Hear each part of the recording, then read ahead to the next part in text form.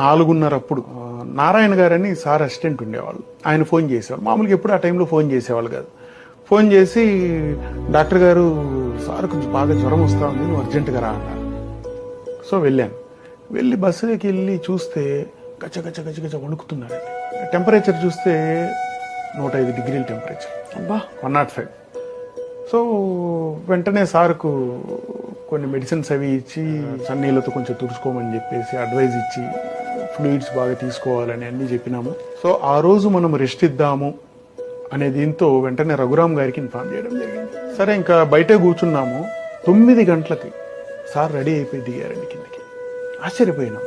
Sir ఏం sir ఈరోజు విరామం ఇద్దాం అనుకుంటున్నామంటే, ఏం పర్వాలేదు, పారాసెటమాల్ వేసుకున్నా, జ్వరం తగ్గింది, మన కోసం ఎంతో మంది వెయిట్ చేస్తూ ఉంటారు, ఇట్లాంటి వాటికన్నిటికీ ఆపుతూ పోతే మనం మన లక్ష్యాన్ని చేరుకోవడం కష్టమైంది.